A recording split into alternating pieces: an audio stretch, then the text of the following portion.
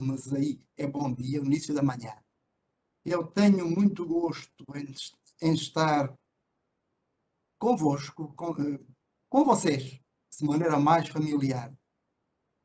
E eu vou começar de uma maneira desagradável, isto é, corrigindo o nosso anfitrião. Eu quase não irei tratar de proteção de dados. Vou focar ao máximo nas regras e nas normas técnicas da União Europeia procuram prevenir e responder a ameaças de cibersegurança, distinguindo à partida proteção de dados e cibersegurança. Não quer dizer que não passe ou não tenha mesmo de passar, ainda que em termos secundários, pela proteção de dados. Eu vou compartilhar a minha tela. Vamos aqui, então, não? Eu espero que estejam vendo a tela.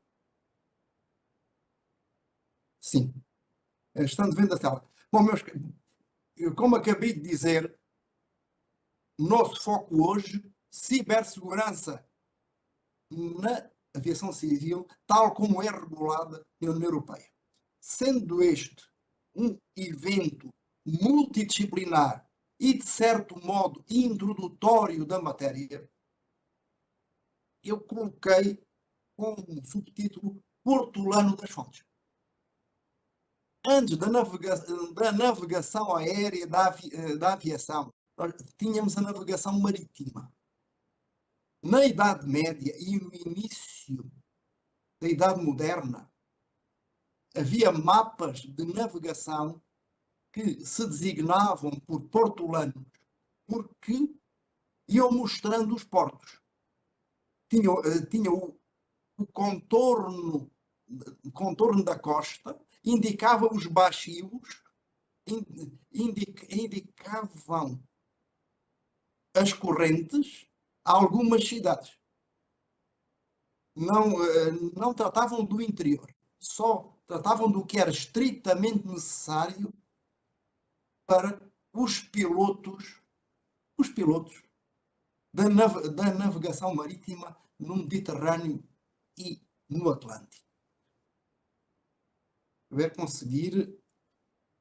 Bom, poderíamos, antes de começar propriamente com a legislação e com a normativa técnica, eu gostaria de fazer uma aproximação às ameaças.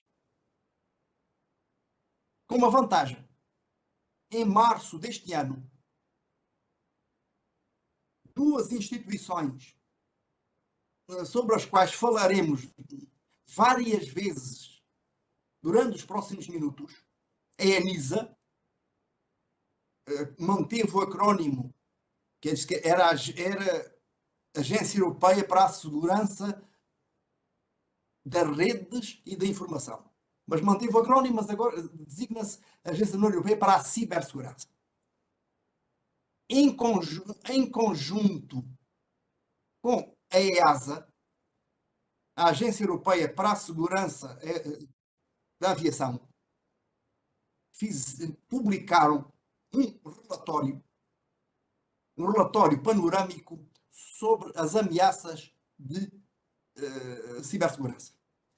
Como podem ver neste primeiro slide, isto concretiza pontualmente as orientações políticas da União Europeia, da Comissão Europeia, ou seja, do Executivo, mas também do Executivo com os Estados-membros. Daí essas duas comunicações, que eu vou-vos convidar a ler, porque esta apresentação vai ficar disponível e tem links para toda a documentação citada. Ver quais são as ameaças, sobretudo as ameaças que verificamos existirem no período da pandemia. É que a navegação aérea quase se suspendeu, mas o mundo ficou pendente da rede. Ficamos pendentes da resiliência da rede, das redundâncias da rede. Durante os lockdowns, nós vivemos todos online. E se vivemos todos online, também as ameaças se multiplicaram online. Aviação civil, isto é para tudo, aquele relatório é para todos os transportes. O que é que houve? Estão vendo os dados na aviação. Pensemos proteção de dados, mas não só de dados pessoais, mas sim também dos dados das companhias aéreas que permitem fazer o planejamento das rotas. Então, a grande ameaça é com os dados. Ransomware, extorsão, cifragem, encriptação dos dados pedindo resgates. Malware, vírus, worms, também ataques massivos. DOS ou DDoS, ataques massivos criados por redes de robôs que incidem em simultâneo no mesmo sistema. Ataques, com menor relevância, ataques sobre as cadeias de fornecimento. Também no domínio das fraudes. Questão de falsificações, furto de dados e depois para phishing, para conseguir obter dinheiro das vítimas através do que aí chamam furto mediante fraude, como se chama o Código Penal brasileiro. E em termos de subsetores também, vejam as ameaças. Antes de mais, companhias aéreas, quase um terço. A seguir, operadores de aeroportos. Autoridades como a ANAC. Autoridades, prestadores de serviços, cadeias de abastecimento e também, ainda que em termos residuais, operadores de transportes na superfície ligados ao transporte aéreo. Isto é importante porque com base nestas ameaças e também nos subsetores, iremos identificar qual é a legislação pertinente. Não é abstrato, mas concretamente. Há também um mapa, a meu ver, muito interessante no que toca às ameaças às infraestruturas aeroportuárias. Os dados são sobretudo de 2022 e, em grande parte, já mostram os efeitos da invasão da Ucrânia, tal como vieram a partir da Rússia e de algumas redes de hacking ligadas não tanto ao cibercrime, mas à ciberguerra. Ou seja, as infraestruturas aeronáuticas também estão expostas a agentes governamentais ou paragovernamentais. E digo isto porque em muitos casos é difícil distinguir se estamos perante cibermercenários ou serviço de um Estado ou diante de criminosos que até também prestam serviços a Estados. É uma lógica quase dos mercenários antigos. E precisamos de diferenciar entre regimes jurídicos, questões legais transversais, mas que também se aplicam à aviação civil, explicitamente, que era o que tínhamos até há muito pouco tempo. Aqui acrescem, atenção, isto não é uma alternativa, é uma sobreposição. Regimes especiais para a aviação civil. E tudo começou com as infraestruturas críticas. Desde 2022, a terminologia mudou para entidades críticas. E a lógica foi a da proteção de infraestruturas críticas contra o terrorismo. Isto é a primeira aproximação de políticas públicas neste sentido é do Executivo da União Europeia, da Comissão, em outubro de 2004, e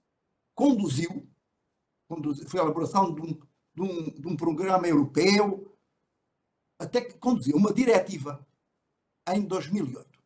Dizer quem não é de direito ou quem não tem conhecimentos de direito na União Europeia, uma diretiva é um ato legislativo obrigatório, não são orientações, não são guidelines, isto é obrigatório. Cada Estado-membro tem um prazo para adaptar a sua própria legislação aos objetivos da diretiva. Se não o fizer, está sujeito a sanções. Bom, esta diretiva era modesta. Cada Estado-membro manteria as suas políticas e as suas leis e aplicava-se apenas às infraestruturas críticas europeias. Aquelas que a perturbação, a destruição tenha feito em pelo menos 2 Estados-membros, e um âmbito limitado: energia e transportes. O objetivo inicial era só energia. O que assustou mais os governos europeus foi a possibilidade de ataques terroristas a centrais elétricas e, inclusive, a centrais nucleares. Ataques terroristas também de ciberterrorismo. O que também não é nada impensável. Provavelmente muitos de vocês que se interessam pela cibersegurança já ouviram falar ou sabem mais do Stuxnet. Tivemos que o governo de Israel, hoje sabe-se, introduziu um vírus nos sistemas do Irã que levou a um atraso de vários anos no programa nuclear do Irã, através de um vírus disfarçado dentro de um programa. Bom, aqui foram postos critérios uniforme de identificação de quais são as infraestruturas críticas europeias. No que nos interessa, estão aqui essencialmente aeroportos e também procedimentos uniformes. Todos os Estados-membros tinham que seguir o mesmo método. Sendo identificadas infraestruturas críticas europeias, passou a ser obrigatório a elaboração e aplicação de planos de segurança. Também designação de agentes de ligação de cada operador de infraestruturas com disponibilidade permanente. Mais recentemente, e recentemente é 2000, e também na sequência daqueles documentos estratégicos que surgiram nesse mesmo ano, depois do primeiro embate da pandemia, temos, aliás, ainda nem entrou, ainda não é obrigatória, está ainda no prazo de transposição, uma diretiva relativa à resiliência das entidades críticas. E abrange o nosso setor. Dentro do transporte aéreo, as transportadoras aéreas, as companhias, os aeroportos, ou melhor, as entidades gestoras de infraestruturas aeroportuárias e também os operadores de gestão do tráfego aéreo. Aqui caberá aos Estados-membros identificar quais destas entidades são críticas. Pensar que o aeroporto regional, pouco tráfego, não terá uma relevância crítica. O aeroporto com um voo diário ou com um táxi aéreo, dia sim, dia não, claro que não. Ou uma pequena companhia aérea. Agora, dificilmente os operadores de gestão de tráfego da navegação aérea não estarão todos. Aqui houve uma mudança no sentido de estar, sobretudo, em causa a segurança física, controle de acessos, controle de acessos, controle do pessoal. Mas também não pode excluir sistemas de informação. O que é que leva? Também à articulação das várias autoridades.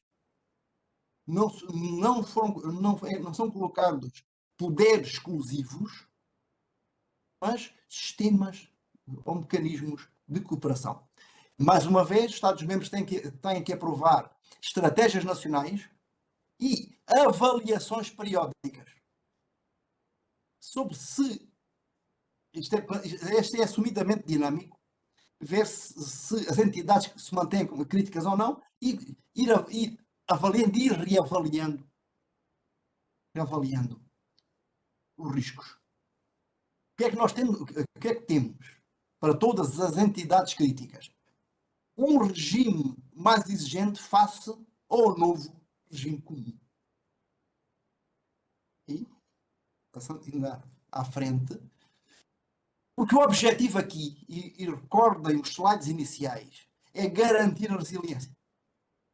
Isto é, continuidade das operações, das infraestruturas críticas, serviços essenciais, são necessários para funções sociais e funcionamento também do mercado, perante quaisquer ameaças. Ameaças internas, externas, ameaças naturais, fonte humana. Aqui podemos pensar em termos de cibersegurança também ameaças naturais. Um ciclone, como aquele que nas últimas horas destruiu Acapulco, no México, com ventos a mais de 300 km por hora. Sim, vejam rostos com surpresa. Sim, parece que chegaram a 315 km por hora. Isso destrói torres de comunicações e sistemas de navegação. É também uma ameaça natural também à cibersegurança. Até porque pensem que a língua portuguesa, diferentemente do inglês, nós, quando falamos em segurança, estamos falando simultaneamente em security e safety. A língua portuguesa é ambígua. Por isso nós temos que pensar também na questão da safety, para além da security, quando a security tem por origem ameaças humanas. Pois também há previstas medidas para assegurar a resiliência, notificação obrigatória de incidentes. E os Estados-membros da União Europeia têm até 17 de outubro de 2024 para ter isto tudo em andamento. Quer dizer, os Estados, Portugal, Espanha, França, Alemanha têm que ter isto tudo certinho daqui a menos de um ano. Cronologicamente, embora com o maior âmbito de abrangência, temos o regime jurídico da segurança das redes e de informação, que agora se designa por cibersegurança. A primeira vez que isto é posto em causa é em 2001, inclusive antes do 11 de setembro. E depois eu lembro até de assistir em direto pela internet à coletiva de imprensa da apresentação da estratégia para a cibersegurança da União Europeia. Isto a 7 de fevereiro de 2013, há mais de 10 anos. Que levou a uma diretiva de 2016. Isto levou, o processo legislativo negocial levou 3 anos, pouco mais de 3 anos. A propósito de medidas destinadas a garantir um elevado nível comum de segurança das redes e da informação. Porque o problema também era este. Havia Estados, na altura, como a Alemanha, a França, ou nesse tempo também o Reino Unido, já com um historial e meios de cibersegurança mais avançados e que não estavam disponíveis a compartilhar informação com todos, porque, como sabemos, um sistema tem a resistência que a sua componente mais débil, mais fraca tiver. Eles não estavam para compartilhar informações de cibersegurança. O objetivo foi, também com apoios financeiros da União Europeia, criar um nível mínimo, mas mínimo, consistente em toda a União. Esta diretiva obrigava ao estabelecimento de estratégias nacionais de segurança das redes de sistemas de informação, com parâmetros comuns. Portugal aprovou logo a seguir, aliás, pronto, até se antecipou à diretiva com uma estratégia nacional de cibersegurança, a designar entidades nacionais competentes, a montarem CSIRTs, equipas de resposta a incidentes de segurança informática, haver CSIRTs nacionais que estejam articulados com os CSIRTs de outros Estados-membros e também com os CSIRTs das agências e das empresas, para funcionarem em rede, e funcionarem em rede numa lógica de compartilhamento e também de confiança,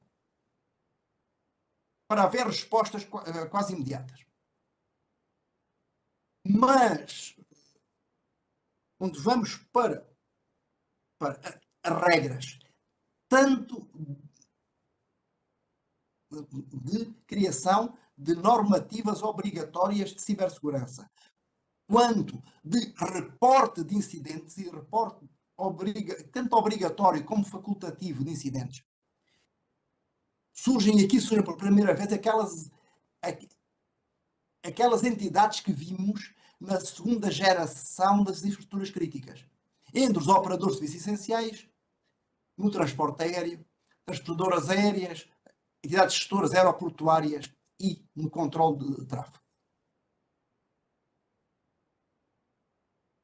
Ao mesmo tempo que houve a proposta para as entidades críticas, estamos aqui falando da segunda geração, houve, em meados de dezembro de 2020, uma nova proposta de uma nova diretiva. Relativa a medidas destinadas a garantir um elevado nível de cibersegurança na União. Esta diretiva continua abrangendo os mesmos setores: operadoras aéreas, entidades gestoras aeroportuárias e controle espaço aéreo. De novo, mantém-se designar autoridades nacionais competentes, equipas de resposta, cooperação, com o apoio técnico da ENISA, da Agência Europeia para a Cibersegurança, regras mais exigentes, comuns, centradas na gestão do risco. Atenção, e recordem a questão das cadeias de abastecimento e as relações com fornecedores passam a ter a responsabilidade também de garantir a compliance em toda a cadeia de fornecimento e também notificação de notificação de incidentes. Agora com prazos muito curtos. Pode ir até 24 horas. Mais. Passou a ser explícito que para incumprimento, leia-se, eu estou vendo agora aqui responsável cibersegurança ANAC, havendo dentro do perímetro da ANAC, se não for feito o reporte da ANAC portuguesa, há sanções, inclusive para os administradores. E para uma empresa aérea que não reporte, até 10 milhões de euros ou 2% do faturamento global. Pensar no faturamento global da Lufthansa, do faturamento global da Air France KLM, por exemplo. São multas altíssimas. Supervisão mais rigorosa para as autoridades nacionais, também por parte da Comissão Europeia. Articulação e, atenção, alinhamento regulatório com autoridades setoriais. E vamos entrando na questão depois específica da cibersegurança na aviação civil. Pois mais, isto é também posto em articulação com o combate ao cibercrime, que tem estado na Europol, na Agência Europeia de Cooperação Policial, a agência de Haia. Aqui o prazo de transposição é o igual das entidades críticas, 17 de outubro de 2024.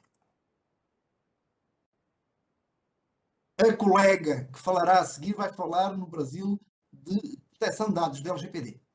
Nós vimos que entre as ameaças estão ameaças relativas a dados pessoais, sobretudo a dados pessoais dos trabalhadores e dos trabalhadores das estruturas aeroportuárias e das empresas de transporte aéreo, mas mais ainda os dados pessoais dos passageiros.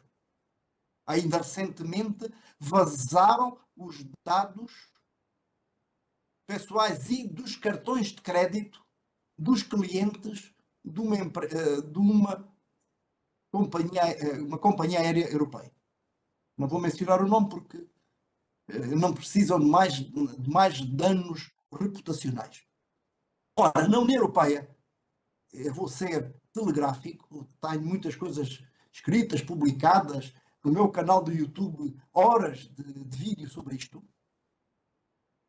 Nós temos desde 2016, em vigor desde 2018, o RGPD, o Regulamento Geral de Proteção de Dados, que serviu de inspiração à LGPD brasileira de agosto de também 2018. Embora a União Europeia tivesse diretiva e houvesse leis em todos os Estados-membros desde meados dos anos 90. E Portugal tem leis em matéria de proteção de dados pessoais desde abril de 1973. Mas isso é outra coisa. Mas atenção, e por coincidência está saindo hoje com a edição aí da OAB um texto meu sobre isto. Coincidência. Aliás, até ontem nem sabia que seria hoje. Dentro do Regulamento Geral de Proteção de Dados, como na LGPD brasileira, perdoem a imodéstia, mas já publiquei sobre segurança na proteção de dados na LGPD brasileira. Eu já publiquei 2 artigos em revistas decentes. Há disciplinas específicas sobre a segurança dos dados. São diferentes da cibersegurança que acabamos de ver. Acrescem. Ou seja, isto não é alternativo, é cumulativo. Leia-se que uma companhia de transporte aéreo tem de cumprir em simultâneo as regras de cibersegurança e as regras da proteção de dados. Mas tem de fazer reporte de violações, ou seja, falam aí mais de vazamentos. Se houver um ataque malicioso, ponhamos assim, malicioso com vazamento, tem de reportar à autoridade de cibersegurança e à autoridade de proteção de dados, as quais estão em diálogo. Quer dizer, se uma recebe um reporte, comunica depois à outra, até porque os prazos são diferentes. O prazo de comunicar à autoridade da cibersegurança é mais curto que o prazo para comunicar à autoridade da proteção de dados. Bom, mas dizer que há regras próprias, também com responsabilidade administrativa, que era aquilo que vimos, responsabilidade civil, e se Professor, os só um Estados-membros instante. assim decidirem, é uma pergunta. Sim, Não não, quero que sim, eu só queria reforçar com o pessoal que está no YouTube nos assistindo, que tem um QR Code aqui na tela, que eu me esqueci de mencionar, que a pessoa coloca o celular e vai mandando perguntas para o sistema, e a gente vai acumulando e vou repassando ao senhor, está certo. ok? Está certo, mas eu assim não tenho. Eu conto com o senhor porque eu não tenho acesso. Bom, mas dizer Sim, o senhor. seguinte: para além da lei do Regulamento Geral sobre Proteção de Dados, há mais dois que nos importam especialmente no que toca à aviação civil. Ou melhor, temos esta diretiva, não, dois, exato, serão duas. É que na mesma data que saiu o RGPD, saiu uma diretiva sobre os dados PNR, os registros de nomes dos passageiros. A ANAC recebe uma comunicação das companhias aéreas com dados dos passageiros que chegam no Brasil em cada voo. Mais que a ANAC, com base num convênio, repassa para a Polícia Federal. Eu já fui coautor de um artigo publicado há uns meses sobre isto, e a ANAC, perdoe a franqueza, mas a ANAC está fazendo isso sem cobertura legal. O que está no RGPD, de modo nenhum, chega. A União Europeia tem lei própria só para a questão do registro e nos importa também a questão da segurança destes registros. O registro dos nomes dos meus passageiros de cada voo, incluindo o histórico do passageiro, questões que hoje que hoje são muito relevantes. Por exemplo, se o passageiro pediu uma refeição kosher ou uma refeição halal, com uma guerra entre Israel e o Hamas, já houve há uns anos sequestros de aviões em que palestinos pediram a lista dos passageiros e quem é que tinha pedido uma refeição kosher, quer dizer, os judeus, para colocar eles de lado, como reféns. Em plena guerra, isso é uma questão muito complicada. Pois também há um regulamento que está quase a entrar em vigor, o regulamento de 2018, que é o ETIAS. Professor, Algo semelhante ao que existe nos Estados Unidos. uma pergunta, Diga. desculpa, À ordem. sucintamente, o que o senhor acha? O senhor acha que a aplicabilidade, o senhor disse que existem algumas negligências ou algumas distorções com relação a algum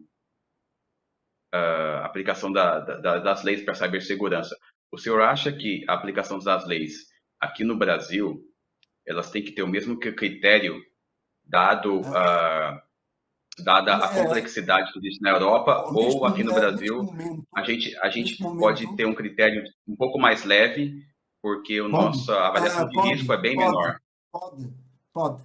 Até porque o Brasil é um país com menos ameaças, é um país com grande insegurança na rua,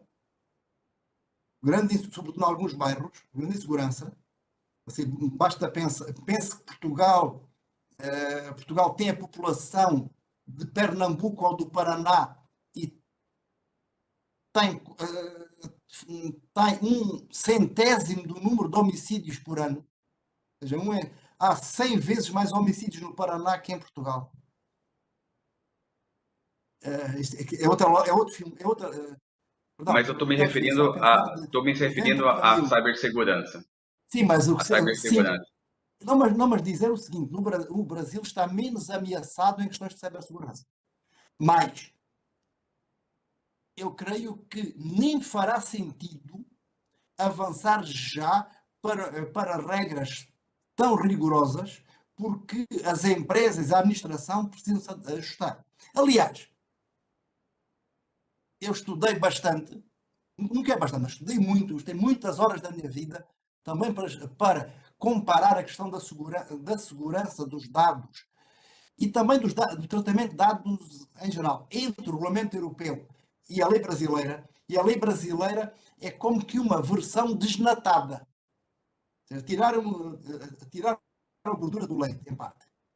Porquê? Porque os vossos representantes no Congresso terão achado que ir do 0 para o 100 de uma vez seria impossível.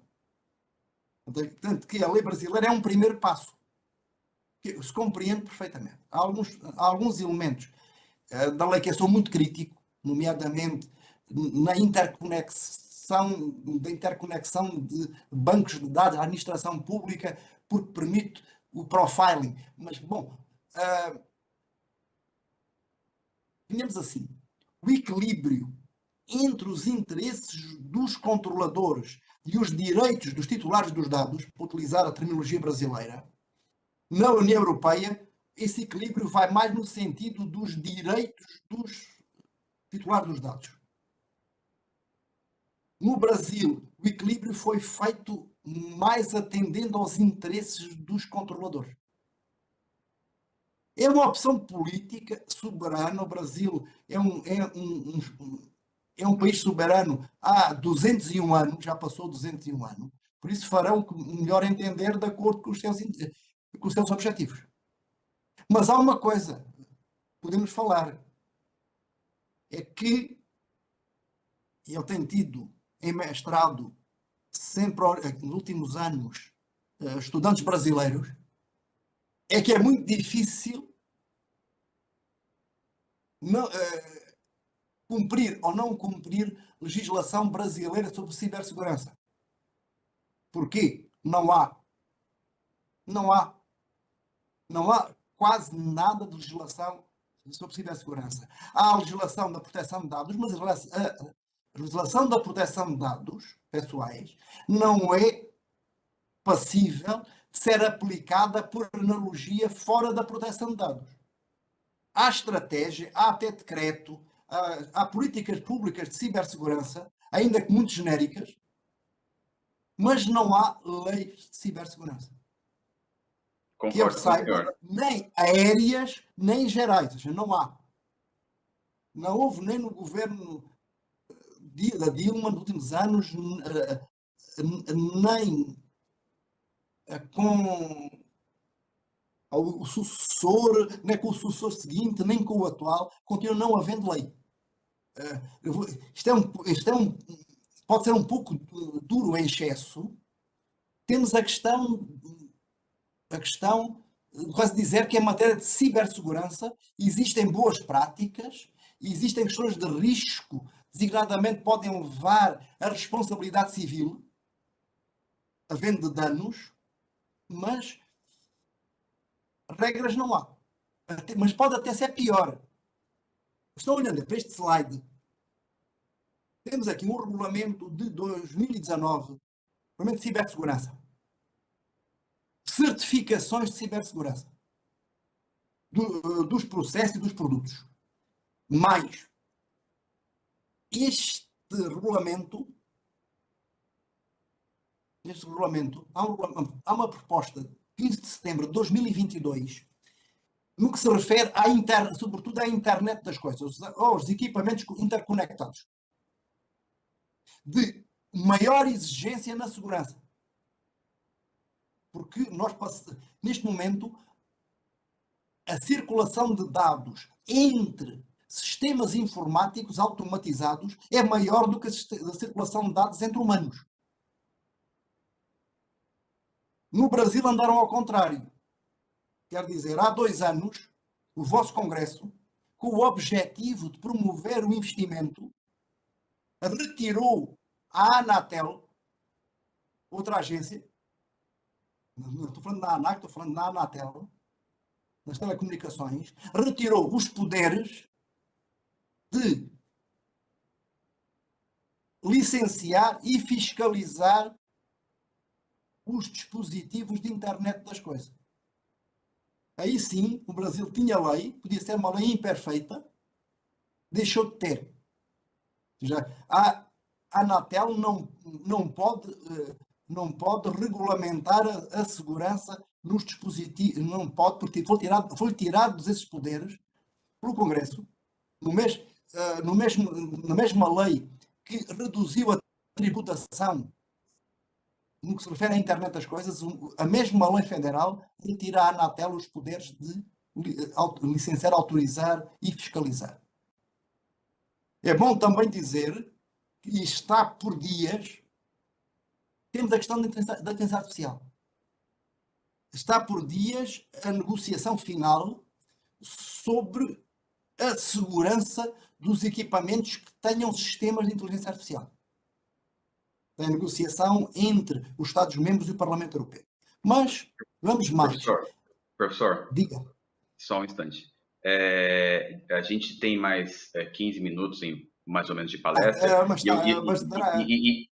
Sim, eu só queria deixar já uma pergunta, o senhor pode responder ao final e tal, que eu queria que o senhor enumerasse alguns passos que, na sua opinião, são necessários para que a gente caminhe para uma boa legislação, uma Constituição que a gente está fazendo aqui no Brasil. Eu posso responder já, e até antecipando parte do que vou dizer. Sim. Nem precisam de olhar para a União Europeia. O Brasil o precisa é se alinhar com as regras de cibersegurança da ICAO, dos anexos da Convenção de Chicago, da Organização Internacional da Aviação Civil. Se o Brasil se acertar pelos critérios mundiais, e o Brasil, a União Europeia está fazendo isso. Podem ver, a vantagem que têm os brasileiros é que toda esta documentação está em português da União Europeia. Sim. Aliás, se me permitem uma palavra desagradável, andar a citar documentação da União Europeia em inglês quando há documentação com valor legal idêntico em português é frescura. É frescura de brasileiro. Por isso isto está tudo, estes relatórios, isto está tudo em português. Não, mas se alguém tem um relatório em português, oficial, língua oficial, vale o mesmo legalmente, e depois põe ao lado em inglês ou em francês, só para dizer, eu também sei falar inglês, eu tenho um diferencial que fala inglês. Bom, na questão penal, e vimos isso no início, muito rapidamente, há uma diretiva de 2013 relativa aos ataques contra sistemas de informação. Isto hoje já não faria falta, porque todos os Estados-membros da União Europeia, tal como o Brasil, tem-se à Convenção de Budapeste sobre o cibercrime, Convenção de 2001, e Brasil há poucos meses. E aí teríamos, ainda falta muito, aliás, já trabalhei um par de vezes, 3 ou 4 vezes para o Brasil, sobre o ajustamento do Brasil à Convenção do cibercrime. E depois teríamos a questão de tipificação do acesso ilegítimo, pensei, acesso ilegítimo, aí se chamam invasão do dispositivo, na lei Carolina Dickmann. Interferência ilegal no sistema do exterior, interferência ilegal nos dados. Bom, temos aqui um conjunto, e vejam, forma qualificada, quer dizer, mais grave, se forem cometidas no âmbito de organizações criminosas, ou com sistema de informação, costuma uma infraestrutura crítica. Pode ser quando uma companhia, ser mais grave se for contra um aeroporto, contra o sistema de navegação aérea. O agravamento. Também, nós vimos a questão das fraudes e fraudes com cartões de crédito. Hoje, a União Europeia tem lei também para a fraude, incluindo até criptoativos, até moeda virtual. Pagamento com Bitcoin. Falsificação de tokens. Isto, obtenção de dados para fraudes. Temos aqui 2 diretivas, uma de 2013 e 2019. Mas dizer que, e vou tentar ser muito rápido, cibersegurança na aviação civil. A EASA, a Autoridade Europeia para a Segurança na Aviação produziu um parecer em março de 2015 pedindo legislação extra. A geral não era suficiente. E a Comissão Europeia, nesse mesmo ano, desenhou uma estratégia da aviação para a Europa, onde tínhamos a cibersegurança. Quer dizer, temos aqui uma nova linha. E aqui que nos leva, o mais rápido possível, aos regimes de cibersegurança próprios para a aviação civil, que acrescem aos gerais. A base é um regulamento de 2008, relativo ao estabelecimento de regras comuns no domínio da segurança, de toda a segurança, da segurança security e da segurança safety na aviação civil. Este é um regulamento, já vem substituir outro, que vinha na sequência do 11 de setembro, questão de poder introduzir líquidos, haver controle da bagagem. É suficientemente antigo para que em voos dentro da União Europeia, ninguém na porta de embarque pedia sequer a carteira de identidade, muito menos o passaporte. Havia controle de acesso para o check-in, mas já está. Aquele controle de raio-x, isto foi introduzido no regulamento de 2002. E a ideia foi interpretação comum do anexo 17 da Convenção de Chicago sobre a Aviação Civil Internacional. Falámos há pouco, respondendo à sua questão. Que, pensei, estamos em 2015, houve aquelas parecer da EASA e a comunicação da Comissão Europeia, do Executivo Europeu, um regulamento, medidas de execução das normas de base comum sobre a segurança na aviação, que não tratava ainda de cibersegurança, mas que veio sim num outro de 25 de setembro de 2019.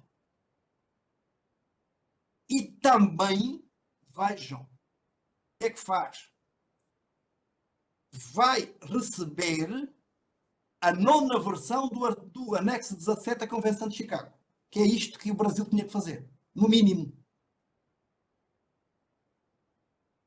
E não estou falando de nada de novo sobre a Convenção de Chicago. Aliás, que alguém na ANAC ou em volta que não sabe a Convenção de Chicago é incrível. Impossível que não saiba. Pelo menos o que é e para que serve. Pronto, quer dizer, desde 2019, regras. Antes disso, só para terem uma ideia, a EASA, a Autoridade Europeia para a Aviação Civil, tinha sido criada, também por este regulamento de 2008, e desde 2016 alertara formalmente a necessidade de regulamentar a cibersegurança nas aeronaves. Porque a questão nos aeroportos e navegação aérea estava mais ou menos certinha. Era preciso garantir a segurança nas próprias aeronaves.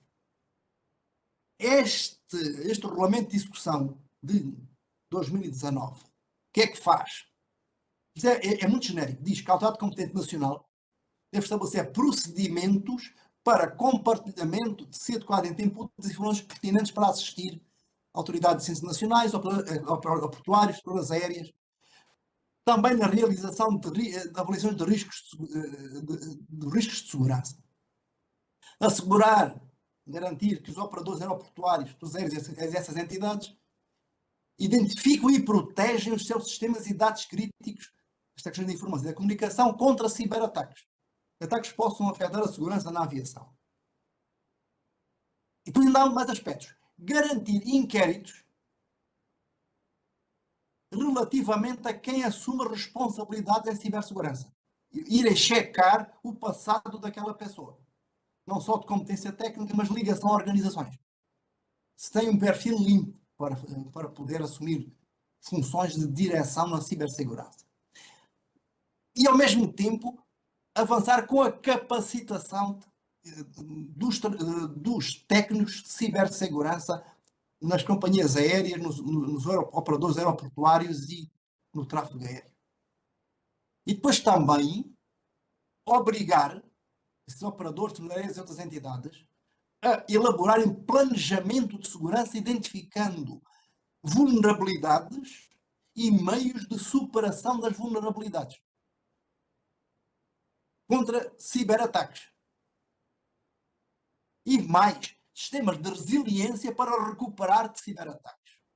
Se tem sistemas de backup, como é que, quanto tempo é que leva a retomar a operação? Tudo isso tinha que estar planejado. Mas ainda com uma certa margem. E vejam, medidas detalhadas de proteção de sistemas e dados contra interferências ilícitas. A EASA, seria a ANAC europeia, em 2020 aprovou normas técnicas. Vejam que esta norma legal, as normas legais eu transcrevi porque são muito genéricas. A EASA, com uma decisão de 1 de julho de 2020, relativa à mitigação dos riscos para a cibersegurança, especial certificação de equipamentos, vai explicitar ponto por ponto o que é que operadores aeroportuários, operadoras aéreas e outras entidades devem fazer. Se é regulamentação pelo regulador. Próxima normativa, e vamos parar agora, é que vamos para uma nova geração. Vejam, tínhamos inicialmente regimes transversais que também se aplicavam ao transporte aéreo. Depois passámos a ter uns regimes mais genéricos com regulamentação técnica. Vamos ter, a partir desta estratégia para a cibersegurança na aviação, de setembro de 2019, que foi desenhada por uma estrutura que está dentro da EASA, que é a SCP, no acrónimo em inglês, Plataforma Europeia de Cooperação Estratégica para a Segurança na Aviação. E a plataforma elaborou esta estratégia de cibersegurança. A EASA, por sua vez, tem um parecer de 11 de junho de 2021 sobre a segurança dos riscos para os sistemas de informação. O que é que isto levou? É que muito recentemente, o ano passado, 14 de julho e depois 27 de outubro, dois regulamentos, regulamento aprovados pela Comissão Europeia, porque ainda vem com base no regulamento de 2018, sobre quesitos de gestão de segurança da informação com impacto potencial na segurança da aviação. Isto é uma perspectiva holística. Não são só os riscos dos próprios operadores de companhias aéreas e navegação aérea, mas também todos os riscos que podem vir a ter incidência, designadamente questões de abastecimento elétrico. E, bom, esta legislação vai ser muito detalhada. Aliás, isto é tão... isto só vai ter implicação e ser aplicável em 2025 e 2026. Eu terminei a minha exposição. Espero que vos tenha sido de utilidade. Professor, muito obrigado. Isto é muito mais detalhado que aquilo que vimos. Eu sei. O nosso tempo é bem... No futuro. Mas daria pelo menos mais umas 2, não sei, acho que seria demasiado ambicioso dizer 2 a 3 horas para explicar o que vem aí a seguir, porque o tempo do mais ou menos, você depois vê qual é a melhor prática, isso acabou. Passamos de soft law para hard law. Isto é hard. Com certeza. O detalhe de cumprimento. Porquê? Porque as Eu ameaças vou, são cada vez maiores, sobretudo na Europa. eu vou só passar rapidamente, assim, em 2 minutinhos, umas perguntinhas aqui que fizeram, mas a gente acho que já respondeu, né? O David Lucas perguntou se não seria bom se a lei do Brasil fosse rigorosa.